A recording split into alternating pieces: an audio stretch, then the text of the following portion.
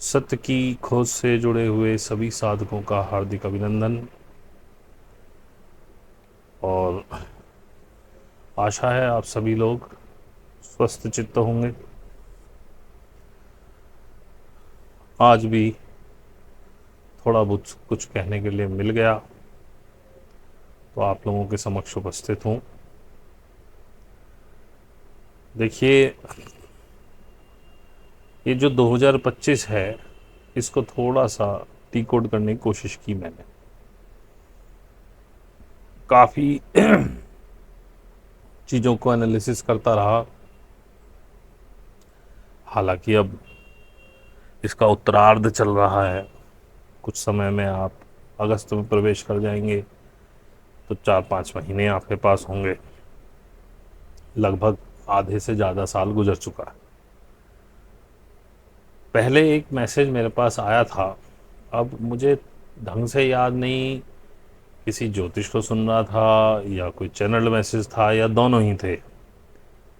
शायद मुझे, अगर मैं सही हूँ तो मुझे याद है कि कोई चैनल मैसेज था पुराना और किसी ज्योतिष ने कहा था लेटेस्ट, ये जनवरी फरवरी के आसपास। ज्योतिष ने शायद ये कहा था कि इस साल कुछ ऐसी चीज़ें रिवील होंगी जिन पर आपको विश्वास नहीं होगा, मतलब कुछ सच सामने आएगा। लेकिन चैनल मैसेज ये था कि 25 जो है, ये जो साल है, इसमें सत्ता परिवर्तन होंगे। सत्ता परिवर्तन उन्होंने कहा हम कराएंगे अपने हिसाब से।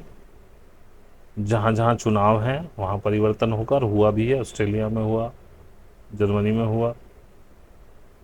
और जहाँ की सत्ताएं पुरानी स्थिर हैं उनको भी हम तोड़ के अपने हिसाब की सत्ता वहाँ बनाएंगे।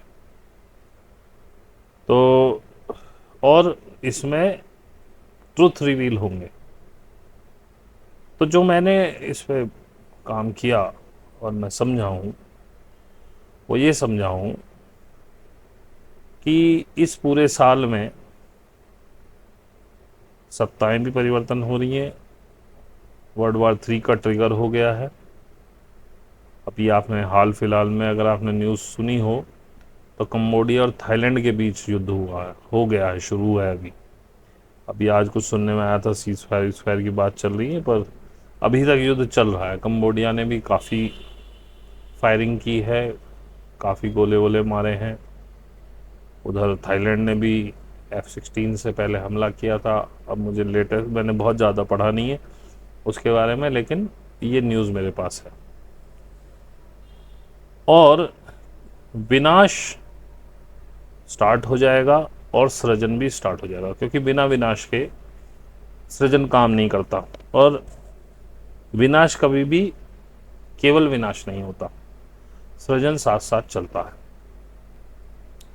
और इसमें लोगों के मुखौटे उतरेंगे। और ये खाली दुग्गल साहब के लिए सच नहीं है, पूरे वर्ल्ड में जो जो लोग मुखौटे लगा के रखे हुए थे सबके मुखौटे नोचे जाने हैं।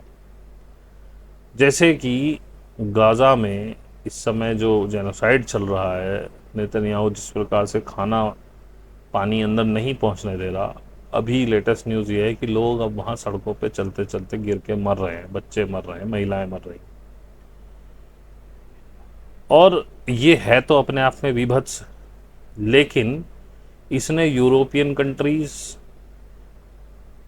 और ये आपका ब्रिटेन, अमेरिका, ये जितने पश्चिमी देश हैं, सबका जो मुखौटा था कि हम बड़े लोकतांत्रिक और अमन पसंद, और किसी कहीं पे कोई गड़बड़ सड़बड़ ना हो, कोई देश, मतलब इन्होंने युद्ध के भी नियम बनाए कि भाई युद्ध में ये नहीं होना चाहिए, आप अस्पतालों पे नहीं मारेंगे, आप विद्यालयों पे नहीं मारेंगे, पानी की सप्लाई नहीं फोड़ेंगे, खाद्यान्न नहीं करेंगे और सिविलियंस पे हमला नहीं करेंगे। वो सारे नियम नेतन्याहू ने तार तार कर दिए। और किसी पश्चिमी देश की हिम्मत नहीं है कि वो नेतन्याहू को इसके लिए धमका सके। और जो एक संस्था बनी हुई थी जिसे हम कहते हैं यूनाइटेड नेशन, उसका भी हेडक्वार्टर यूएस में है, यूएस के लोग बैठे रहते हैं वहाँ। यूनाइटेड नेशन की हिम्मत नहीं हो रही है एक छोटे से देश इजराइल को धमकाने की और बोलने की कि हम अपनी सेनाएं भेज रहे हैं सशस्त्र और हमारी एड वहाँ जाएगी, अगर तुम रोकोगे तो हम सारे नेशन मिलकर तुम पे हमला करेंगे। हिम्मत नहीं है। काहे का यूनाइटेड नेशन है फिर? यूनाइटेड नेशन के ट्रक्स वहाँ पड़े हुए हैं, इजिप्ट में माल उनका सड़ रहा है जो गजा को रसद जानी है, लेकिन यूनाइटेड नेशन कुछ नहीं कर पा रहा। और सिर्फ इमेजिन करिए, यही काम यदि हिंदुस्तान ने कर दिया होता, कजाकिस्तान ने, तजिकिस्तान ने, तुर्कमेनिस्तान ने, अजरबैजान ने, ईरान ने, इराक ने, कुवैत ने, यमन ने, ओमान ने, गलती से साउथ अफ्रीका ने, बेलारूस ने, क्योंकि बेलारूस यूरोपियन यूनियन का पार्ट नहीं है, इस तरह का कोई काम कर दिया होता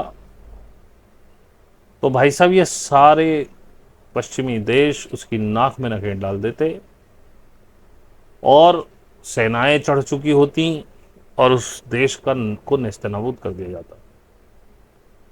तो इनका मुखौटा खुल रहा है, हालांकि उसमें बहुत से बच्चों की, औरतों की, आदमियों की जानें जा रही हैं, लेकिन ये विनाश होना जरूरी है ताकि लोगों की आंखें खुल सकें। और उसका फ़ायदा ये हुआ है, फ्रांस ने अभी पैलेस्टाइन को स्टेट रिकॉग्निशन देने का फैसला कर लिया है, ऐलान कर दिया। आप देखिएगा कि इसका फ़ायदा क्या होगा। अगर मैं गलत नहीं हूँ, थोड़ी थोड़ी सुगबुगाहट आ रही है, लेकिन शायद ये हो भी जाए, ये अरब देशों को यूनाइट कर सकता है अगेंस्ट इसराइल। इसराइल तो ख़त्म होना है, ये भी आप जान लें, इसराइल का नामो निशान मिट जाएगा। और इस मिडिल ईस्ट पे इसराइल के थ्रू जो यूएस की बादशाह थी वो भी ख़त्म हो जाएगी, क्योंकि यूएस डॉलर का अंत अगले 2-3 साल 4 साल में हो जाना है। और लोगों ने प्लेटफॉर्म बना करके अपनी लोकल करेंसीज में व्यापार शुरू कर दिया है ऑलरेडी। तो ये जो विनाश चल रहा है, जो आज गजा में चल रहा है, उसके पीछे सृजन है। अगर एज इट इज चलता रहता तो कुछ भी नहीं होता। और आपको एक बात बताऊं, गजा में जो हमास इस समय ह्यूमैनिटेरियन एड का और वहाँ का बड़ा क्रांतिकारी समूह बना हुआ है, 7 अक्टूबर 2023 को जो हमास ने हमला किया था इसराइल पर, उसकी पूरी फंडिंग नेतन्याहू से आई थी, ऐसा मेरे पास सूचना है। और एक जगह से नहीं, 2-3 जगह से। अब भाई उन्हें कहाँ से पता चली, मैं तो कोई जर्नलिस्ट हूँ नहीं, मैं तो जर्नलिस्ट की सुन के बता रहा हूँ आपको, क्या पता ये गलत भी हो। लेकिन कतर के थ्रू फंडिंग की गई थी, कतर ने रिटर्न में लिया है जब पैसा दिया है हमास को, और उसमें लिखा हुआ है, ऐसा सुनने में आया, मैंने वो नोट भी नहीं देखा, कि कतर ने लिखा है कि इजराइल की तरफ से नेतन्याहू कहने पर हम आपको ये पैसा दे रहे हैं इस काम के लिए, ऐसा कुछ है। Maybe I am wrong,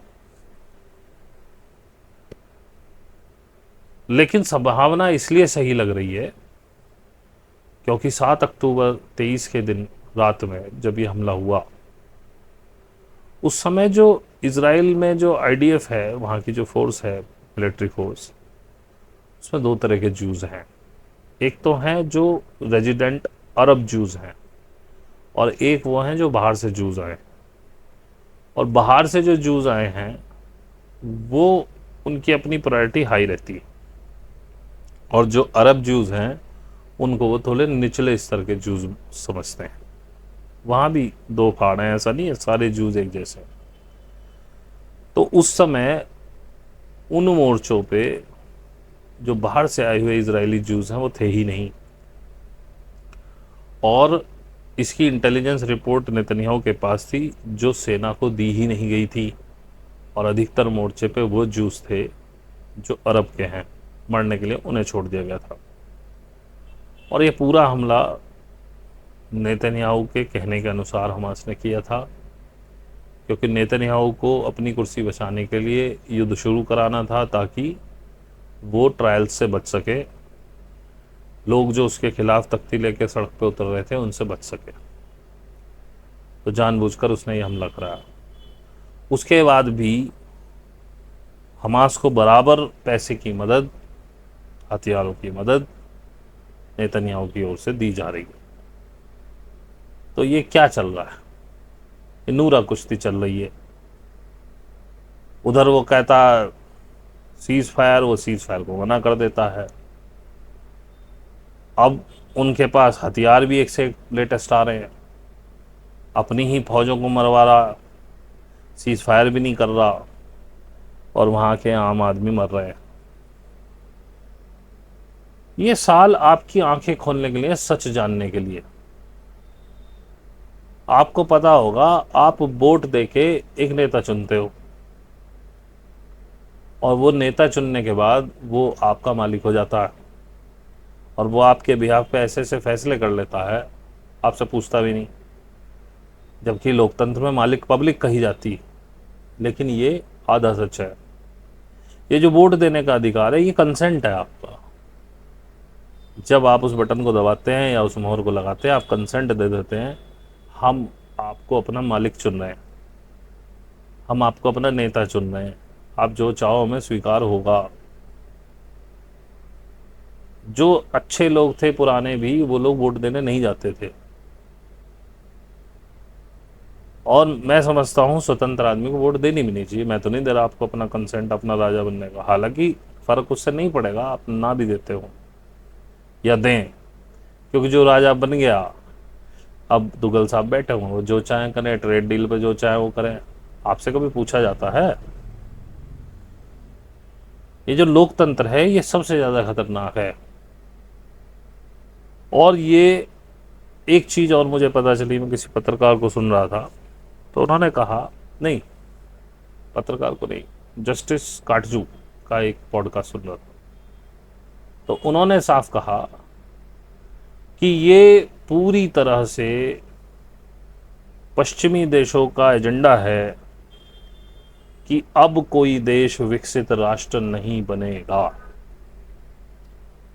और 2014 से पहले हम बहुत अच्छी तरक्की कर रहे थे, चीन से सामान भी आ रहा था, लेकिन हम डंपिंग ग्राउंड भी नहीं थे, आयात और निर्यात का बैलेंस बराबर था, हमने छूट दी थी, सीमित छूट दी थी, हमारे अपने उद्योग धंधे भी चल रहे थे, जो चीज़ हम बना पा रहे थे वो हम बना रहे थे, जो नहीं बना पा रहे थे वो चीन से आ रही थी, यहाँ के उद्योग धंधों को सब्सिडी भी थी, सब बैलेंस्ड चल रहा था और हम तरक्की पे थे।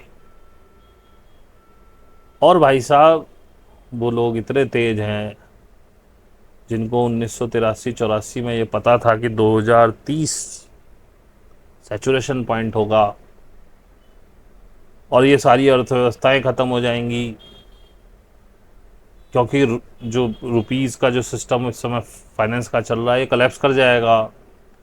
क्योंकि कार्ल मार्क्स को पढ़ेंगे आपको तो समझ में आएगा कि उन्होंने भी कहा था कि पूंजीवाद की एक सीमा होती है। जब सारा पैसा आप धीरे धीरे ड्रेन करके कुछ ही लोगों के हाथ में चला जाएगा तो पूंजीवाद मर जाएगा। अब यही हो रहा है इंडिया में, आप देखिए। और ये इंडिया में नहीं हो रहा है, ये सब जगह हो रहा है। फिर भी मैं आपको, क्योंकि आप इंडिया में हैं तो इंडिया के हिसाब से समझा रहा हूँ। गाड़ियों की बिक्री बढ़ाने के लिए एनजीटी ने आदेश दिया जी, एनसीआर में 15 साल पुरानी पेट्रोल की और 10 साल पुरानी डीजल की गाड़ी नहीं चलेगी। एक बात सोच के देखो, एक पीयूसी करके आता है, सर्टिफिकेट लेना पड़ता है आपको। पहले वो हर 3 महीने में लेना पड़ता था, फिर 6 महीने हुआ, अब तो साल भर का होने लगा है। पॉल्यूशन अंडर कंट्रोल, फिर वो सर्टिफिकेट क्या है? अरे जब मेरी 10 साल पुरानी गाड़ी है डीजल, आप साल से कैसे बना सकते हैं कि कितनी पुरानी गाड़ी है, क्या पॉल्यूशन दे रही है? भाई मैंने शौकिया ना खरीदी, 10 साल में मैंने 10,000 किलोमीटर नहीं चलाई, तो मेरी गाड़ी तो नहीं है और पॉल्यूशन दे नहीं रही वो। आपका पीयूसी बोल रहा है कि अंडर कंट्रोल है, फिर आप कैसे हटा सकते हैं? कोई तुक तो बनती नहीं, या तो पीयूसी हटा दीजिए। एक ट्रक वाला बोल रहा है कि ठीक है जी, क्योंकि ट्रक का काम तो चलने का है, ठीक है जी, मेरा इंजन अगर आपको लग रहा है खराब है तो मैं अपनी पूरी 70 लाख की गाड़ी क्यों खराब करूं, या 35 लाख की 40 लाख की गाड़ी क्यों खराब करूं। मैं 7 लाख रुपए का इंजन डलवा देता हूं नया। चेसी का तो कुछ बिगड़ता नहीं, उससे तो पॉल्यूशन नहीं हो रहा। पर नहीं, सरकार मानने को तैयार नहीं। इन्होंने सोचा गाड़ियों की बिक्री बढ़ जाएगी, लेकिन भाई साहब, अब इसे कहते हैं अकल का अंधा नाम नैन सुख। अब अनपढ़ लोग जब सत्ता में होते हैं तो जो लोग वास्तव में सत्ता को चलाते हैं, जो सेक्रेटरी लेवल के लोग होते हैं, वो भी शांत हो जाते हैं, बोले इनसे कौन पंगा ले। उन्हें पैसे मिल गए इंडस्ट्रीज से, उन्होंने किया, उन्होंने सोचा गाड़ी बिकेंगी। अब भाई जिसकी गाड़ी बहुत ज़्यादा ज़रूरत है वो तो लेगा, अब जिसने शौकिया खड़ी कर रखी है, पैसा आपने दिया नहीं उसके हाथ में, खर्च करने को पैसा नहीं है। छोटी गाड़ियाँ खूब बिक रही थी उससे पहले भी, लेकिन जब स्क्वीज हो गया, पैसा नहीं रहा, छोटी गाड़ी सबसे पहले बिकनी बंद हो गई। अब केवल एसयूवीज बिक रही हैं, बड़ी गाड़ियाँ बिक रही हैं, छोटी गाड़ियाँ बंद है। मतलब ऐसा तो नहीं है बिल्कुल बिक नहीं रही हैं, लेकिन बहुत कम हो गई है बिक्री। तो मिडिल क्लास वही लेता था, एक आल्टो खरीद के मूंछों पे ताव लेता दे देता था, i10 खरीद के, स्विफ्ट खरीद के, ओ मैं गाड़ी वाला हूँ। अब उसके हाथ में पैसा नहीं है। पहले जेब देख, मतलब पहले गाड़ी देखे या पहले पेट देखे, वो कहानी भी इनकी खत्म हो गई। अब इन्होंने देखा कि गाड़ियाँ तो फिर भी नहीं बिक रही हैं, अब इन्होंने कहा अभी E27 पेट्रोल डाला जाए, गाड़ी वैसे नहीं वैसे खत्म होगी। अब फिर भी आप जान लीजिए कि बिक्री नहीं बढ़ेगी, क्योंकि बहुत से लोगों ने, कोई डॉक्टर है, कोई पुराने, उसने खरीद ली तब गाड़ी पड़ी है उसके पास, वो निकलता ही नहीं, कभी जाता महीने में एक बार थोड़ा मार्केट तक, या 2 बार मार्केट तक चला गया गाड़ी में। कभी उसको अपनी पत्नी को लगा चल भैया आज पिक्चर दिखाने चलें, महीने में एक बार लेकर निकल गया 10-5 किलोमीटर के लिए। उसकी गाड़ी में क्या पुराना होना। आप यदि लोगों के जेबों में पैसा छोड़ेंगे तो वो तो गाड़ी भी खरीदेगा, वो पिक्चर भी जाएगा, वो रेस्टोरेंट्स भी जाएगा, वो सब काम करेगा। लेकिन आपने पैसा खींच दिया, नियम बनाते रहो आप। पहले जेब नहीं, पहले आप गाड़ी नहीं देखेगा वो, पहले रेस्टोरेंट नहीं देखेगा, पहले अपना पेट देखेगा। अब अमेरिका में देख लीजिए, अमेरिका में रेस्टोरेंट्स की बुरी हालत है, यहाँ भी इस समय रेस्टोरेंट्स की बुरी हालत है। पिक्चर नहीं देखी जा रही लोगों पे, रेस्टोरेंट में नहीं जाया जा रहा, क्योंकि पैसा नहीं है जेब में, कहाँ से खर्च करेगा। तो बहुत सारी सच्चाइयाँ उजागर हो रही हैं। मोदी जी घबराए हुए हैं, सत्ता चली जाती, धनगढ़ को हटा दिया। मोदी जी का असली डर सत्ता खोने से नहीं है। मोदी जी का असली डर है कि इतना घोटाला हो चुका है कि जब सत्ता बदलेगी बहुत से लोग जेल जाएंगे। और सत्ता तो बदलनी है, वो चाहे कल बदल जाए चाहे 1 साल बाद बदल जाए। इतना अविश्वास अब अंदर उत्पन्न हो चुका है और करिश्मा खत्म हो गया है। अब मैंने पहले भी कहा था, व्हाट्सएप का प्रधानमंत्री व्हाट्सएप से जाएगा। बोर हो जाएंगे लोग, कब तक सुनेंगे।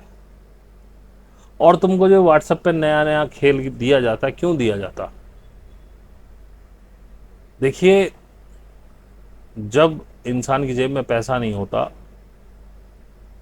तो वो सड़क पे आता है और हमारे हिंदुस्तान में बाबाओं के पास जाता है, अपने अपने धार्मिक गुरुओं के पास जाने लगता है। उनकी अचानक से आमदनी बढ़ जाती है। लेकिन अंदर जो गुस्सा है उसे कैसे नियंत्रित करें। तो वो किसी अब्दुल का घर तोड़ेंगे, किसी अब्दुल को दिखाएंगे कि इसने बलात्कार कर दिया और मारेंगे उसे। आपको बड़ा सुकून मिलता है। आप दूसरे के पे जो अत्याचार हो रहे हैं उससे बड़े खुश होते हैं। आप कहते हैं अच्छा कोई बात नहीं यार, दो एक रोटी कम खा लेंगे, एक टाइम कम खा लेंगे।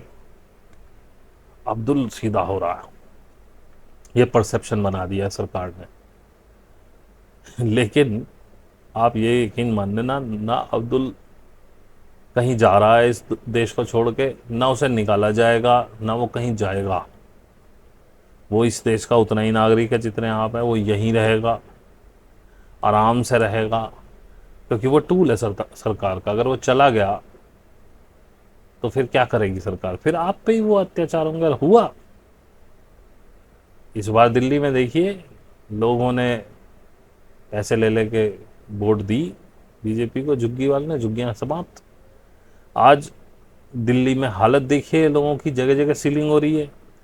वही अमित शाह जो कह रहे थे कि प्रधानमंत्री जी ने फाइल मंगाई है, अनियमित कॉलोनियों को नियमित करेंगे, अब वो अनियमित कॉलोनियां तोड़ी जा रही हैं। अब उनको याद आ रहा है यार झाड़ू वाला बहुत अच्छा था। लेकिन सच जानिए, आज की देश डेट में आपका देश 20 साल पीछे चला गया है। कर्जा आप पे बहुत बढ़ता जा रहा है, उत्पादन कुछ नहीं है। कुछ चुनिंदा सेठ लोग, डबल ए, वो भाई साहब बना रहे हैं। एफएमसीजी कंपनियां कह रही हैं भाई साहब लोगों के हाथ में पैसा छोड़ो, हमारा माल नहीं बिक रहा। एफएमसीजी का मतलब समझते हैं? टूथपेस्ट, बिस्किट, नमकीन, डेली साबुन, ये वाली कंपनियां, शैम्पू। आज हालात ये है गांव में, जो लोग पहले कॉलगेट लेते थे, क्लोजअप लेते थे, बड़ी कंपनियों के माल, आज वो लोकल पेस्ट कर रहे हैं, क्योंकि वो 5 रुपए का आ रहा है, वो 20 रुपए का आ रहा है। कॉलगेट तो करना है। ये स्थिति आ चुकी है गांव में। और याद रखना, नफरत और लड़ाइयों में कभी भी कोई देश आगे नहीं बढ़ा है। ईरान के लिए पता नहीं क्या क्या बातें कही जाती थी। मैं एक उस पर देख रहा था, किसी जगह जलेबी का जिक्र हुआ था और समोसे का, तो उसने लिख दिया कि जी समोसा तो ईरान से आया, जो कि बात बिल्कुल सच है। तो कोई अंधभक्त टाइप का था, बोले जी वो तो उनके पास था ही क्या, इसमें रेत भर के खाते थे क्या? अबे बेवकूफ़, ईरान में क्या रेत ही रेत है?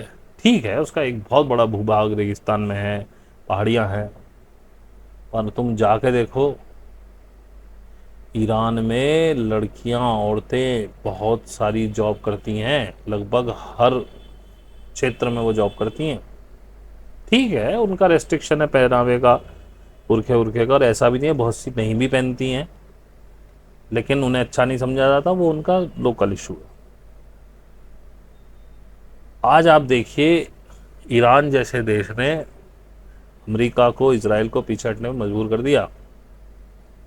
उसकी मिसाइल टेक्नोलॉजी देखिए, उसकी ड्रोन टेक्नोलॉजी दे दी उसने। ऐसे ऐसे ड्रोन्स बनाए हैं कि लोग उनको कॉपी करने के लिए मजबूर हैं। आज अगर यूक्रेन रशिया युद्ध में, रशिया एज पर है, तो उसका बहुत बड़ा कारण ईरान का शाहिद 136 ड्रोन है। उसे आप हल्के में मत लीजिए। उसका मन नहीं था परमाणु बम बनाने का, उसने नहीं बनाया, लेकिन जिस तरह के प्रेशर उस पर दिए जा रहे, इसमें कोई दो राय नहीं, शायद वो बना ले, या वो बना चुका हो, उसने अभी तक बोला नहीं है। दोनों ही संभावना है। लेकिन आज वो खुद का सैटेलाइट छोड़ रहा भाई।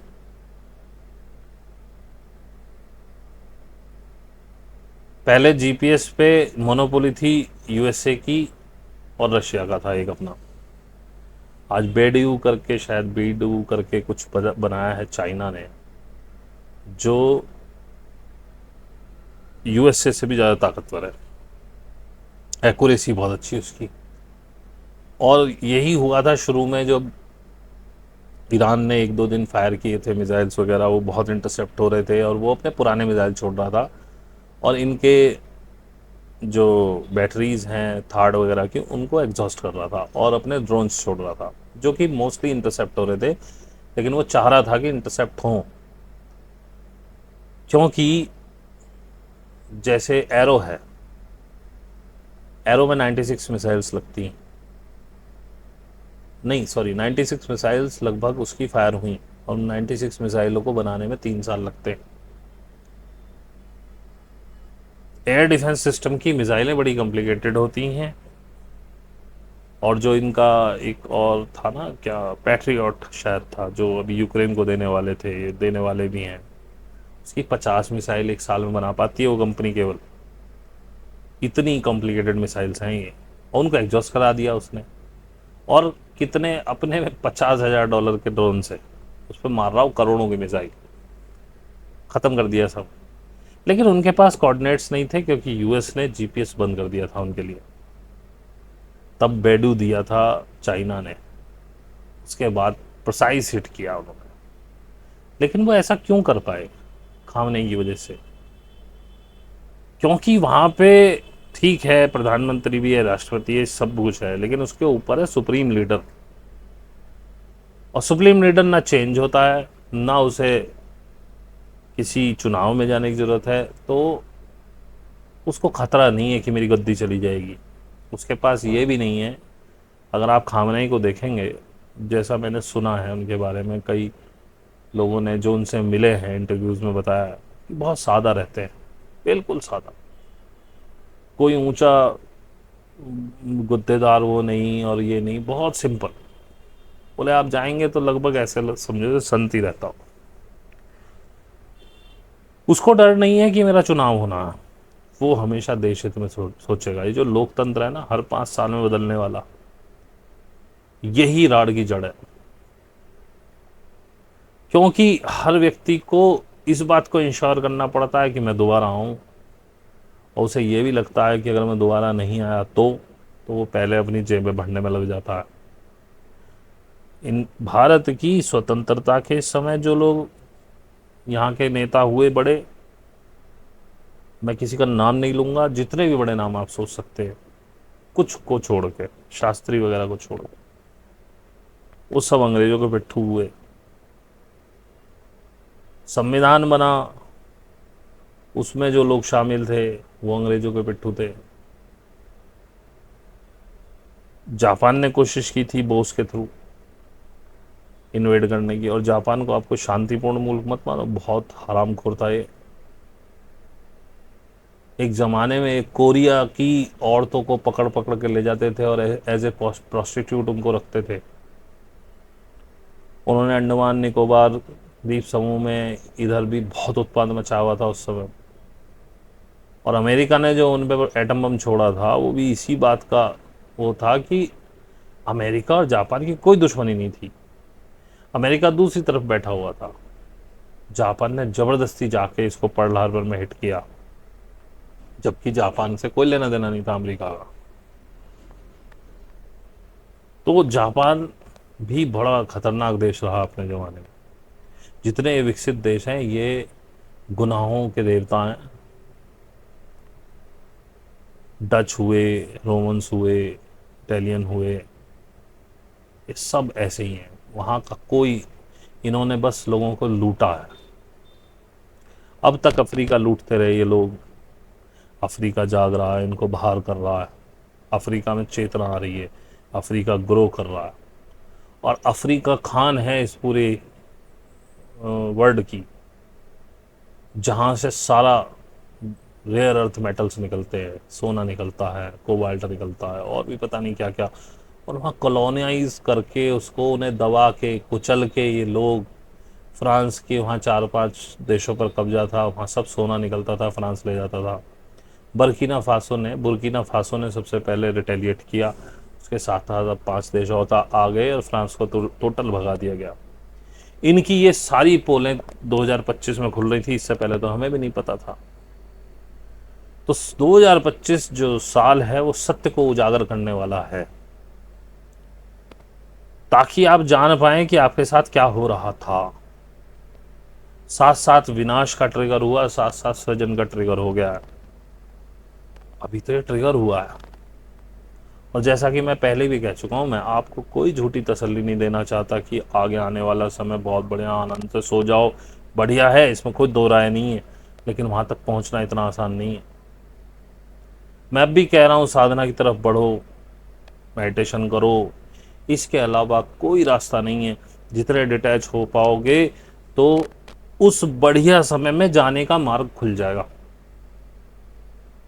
डिटैच ना हो पाए तो ये तो पक्का जान लो, आपका कोई बहुत प्रिय आपसे छीन लिया जाएगा, झटका देने के लिए डिटैच ना हो पाए तो शायद तुम भी चले जाओ उसके साथ,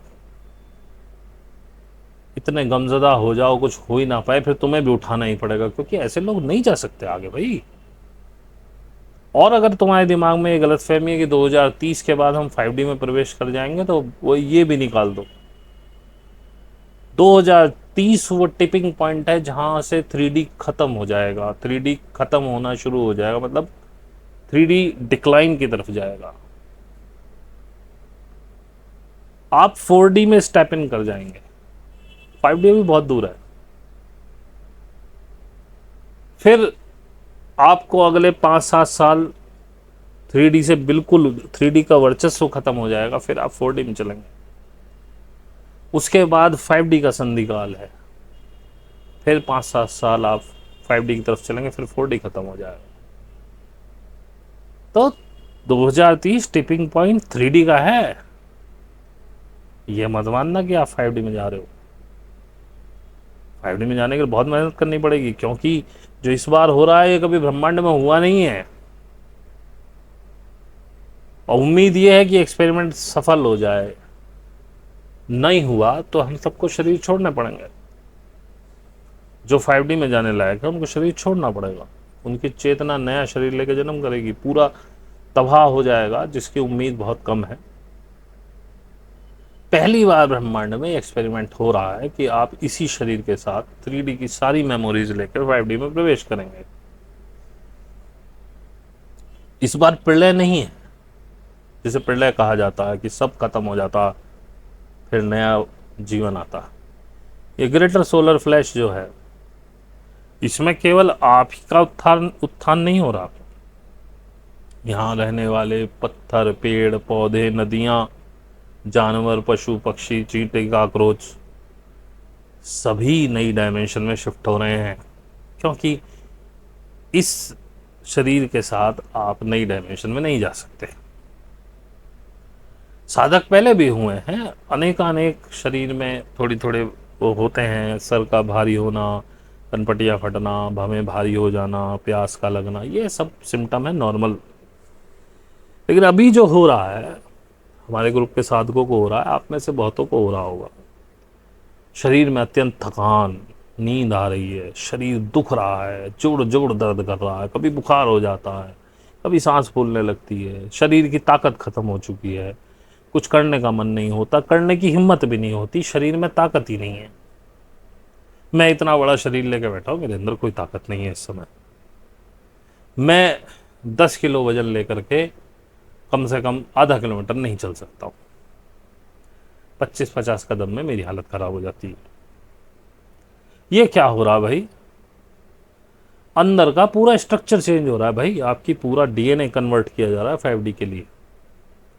आपकी कार्बन बेस्ड बॉडी को क्रिस्टलाइन बेस्ड बॉडी में कन्वर्जन दे रहे हैं, पहली बार हो रहा पूरे ब्रह्मांड में। वो भी बोर हो गए बार बार इससे कि बार बार प्रलय करते हैं फिर नई डायमेंशन, अरे छोड़ो अब क्या ऐसी शिफ्ट मारते हैं, हो रही है शिफ्ट। ये होते होते 2050 आ जाएगी भाई। और जो कष्ट से बचना चाहे भैया इधर मत आओ, यहां कष्ट ही कष्ट है। अब शरीर पूरा ट्रांसफॉर्म हो रहा है भाई, उसमें बहुत पीड़ाएं होती हैं शरीर में, हमसे पूछो हमारी क्या हालत है। जो पीड़ा सहने का शौकीन नहीं है, जिसको हिम्मत नहीं, भाग जाओ। ये बहुत धैर्यवान और कहना चाहिए कि बहुत जिसे कहते हैं जो जिसका मन स्थिर हो, मेरे को वो शब्द मेरी ज़बान पे नहीं आ रहा, शायद आप समझ रहे होंगे मैं क्या कहना चाह रहा हूँ। दृढ़ इच्छा जिसकी हो वो आए इस मार्ग में, नहीं तो सीधी सीधी बात है, आप 3D का फुल एंजॉयमेंट करो, फुल। जो करना चाहते थे वो करो, जो अब तक नहीं करा। आपका मन है व्यभिचार करने का, व्यभिचार करो। आपका मन है कहीं घूमने जाने का, समुद्र में घूमने का, समुद्र में घूम जाओ। हवाई जहाज में जाने का, हवाई जहाज में घूम जाओ। जो मन हो वो करो, 3D के पूरे एक्सपीरियंसेस लो, इधर मत आओ। यहां मजे मारने के लिए मिलेंगे, लेकिन उसके पहले बड़ी कठिन परीक्षा है। उसके लिए तैयार होने के लिए मेडिटेशन जरूरी है। और जैसा मैं पहले से कहते आ रहा हूं, आपको कोई अच्छा गुरु मिल जाए, क्योंकि आप तो फ्री के चक्कर में रहते हैं हमेशा। हालांकि जो अच्छी सोल्स हैं, अच्छे दिमाग हैं, कॉन्शियसनेस जिनकी खुली हुई है, उच्च चेतना के लोग हैं, वो तो साफ कहते हैं कि बिल्कुल सही कर रहे हैं आप, पैसा ले रहे हैं, बिना पैसे कोई सीखता भी नहीं। लेकिन फिर भी जो फ्री वाले हैं, वो फ्री का गुरु कोई ढूंढ लो। और जिसको ना मिल पाए, जो पैसे देने के लिए तैयार हो, देखो मेरा फीस है 1500 रुपये महीना, और शुरुआत में आएंगे तो 3 महीने की एक साथ जमा करनी पड़ेगी 4500 रुपये।